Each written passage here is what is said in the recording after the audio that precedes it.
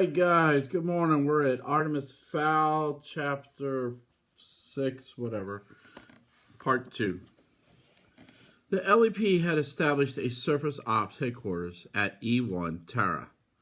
Well, said Root, slapping at a paramedic gremlin who was applying burn salve to his forehead. Leave it. The magic will sort me out soon enough. Well, what? Replied Foley. Don't give me any of your lip today, Foley, because today is not one of those, oh, I'm so impressed with the pony technology days. Tell me what you found on the human. Foley scowled, securing his foil hat between curled horns. He flipped the top on a wafer-thin laptop. I hacked into Interpol, not too difficult. I can tell you, they might as well have put out a welcome mat. Root drummed his finger on the conference table. Get on with it. Right, Fowl. 10 gigabyte file in paper terms, that's half a library. The commander whistled. That's one busy human. Family, corrected Foley. The Fowls have been subverting justice for generations. Racketeering, smuggling, armed robbery, mostly corporate crime last century. So do we have a location? That was the easy part. Fowl Manor, on a 200-acre estate on the outskirts of Dublin. Fowl Manor is only about 20 clicks from our current location. Raoul chewed his bottom lips. Only 20. That means we could make it before first light. Yep. Sort out this whole mess before it gets out of hand in the rays of the sun. The commander nodded. This was their first break. Ferries had not operated in natural light for centuries. Even when they had lived above ground, they were essentially night creatures. The sun diluted their magic like bleaching a photograph. If they had to wait another day before sending in a strike force, who knew what damage Fowl could achieve? Even when it was even possible that this whole affair was media-oriented, and by tomorrow evening, Captain Short's face would be on the cover of every publication on the planet. Root shuddered. That would spell the end of everything, unless the mud people had learned to coexist with other species. And if history had taught any lesson, it was that humans couldn't get along with anyone, even themselves. Right, everyone lock and load, V-flight pattern, establish a perimeter inside the manor grounds. The retrieval squad roared military-type affirmatives, coaxing as many metallic noises from their weapons as possible. Fully round up the techies, follow us in the shuttle, and bring the big dishes. We'll shut down the entire estate, give ourselves a bit of breathing room. One thing, Commander, must Foley. Yes, said Root impatiently. Why did this human tell us who he was? He must have known we could find him. Root shrugged. Maybe he's not as clever as he thinks he is. No, I don't think that's it. I don't think that at all. I think he's been one step ahead of us all the way, and this is no different. I don't have time for theorizing now, Foley. First light is approaching. One more thing, Commander. Is this important? Yes, I think it is. Well, Foley tapped a key on his laptop, scrolling through Artemis vital statistics. This criminal mastermind, the one behind this elaborate screen. Yes, what about him? Foley looked up, an almost admiring look in his golden eyes. Well, he's only 12 years old, and that's young, even for a human. Root snorted, jacking a new battery into his tri-barrel blaster. Too much damn TV. Thinks he's Sherlock Holmes. That's Professor Moriarty, corrected Foley. Holmes, Moriarty, they both looked the same with the flesh scorched off their skulls. And with that elegant parting response, Root followed his squad into the night air. The retrieval squad adopted the V-Goose formation with Root on point. They flew southwest following the video feed emailed to their Hornets. Foley had even marked Fowl Manor with a red dot. Idiot-proof, he muttered into his mouthpiece. just loud enough for the commander to hear him. The centerpiece of the Fowl estate was a renovated late medieval, early modern castle built by Lord Hugh Fowl in the 15th century. The Fowls had held on to Fowl Manor over the years, surviving wars, civil unrest, and several tax audits. Artemis did not intend to be the one to lose it. The estate was ringed by a 10-foot crenellated stone wall, complete with the original guard towers and walkways. The retrieval squad put down just inside the boundary and began an immediate scan for possible hostiles. 50 feet apart, Instructor Root. Sweep the area.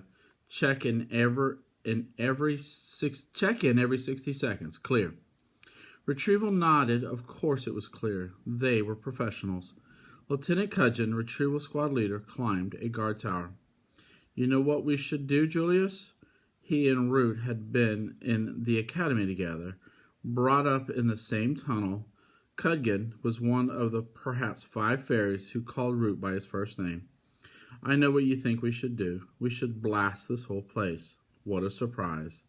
The cleanest way. 1 blue rinse of our losses are minimum.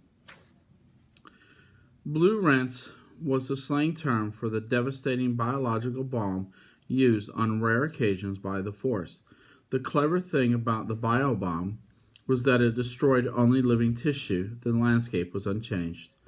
The minimum loss you're talking about happens to be one of my officers. Oh, yes, tutted Cuddigan, a female recon officer. The test case, well, I don't think you'll have any problem justifying a tactical solution. Root's face took on that familiar purple hue. The best thing you can do right now is to stay out of my way, or else I may be forced to ram that blue rinse straight into your morass you call a brain. Cudgeon was unperturbed. Insulting me doesn't change the facts, Julius. You know what the book says. We cannot, under any circumstance, allow the lower elements to be compromised. 1 time stop is all you get after that. The lieutenant didn't finish his statement. He didn't have to. I know what the book says, snapped Root. I just wish you weren't so gung-ho about it. If I didn't know you better, I'd say there was some human blood in you. There's no call for that, pouted Cudgeon. I'm only doing my job.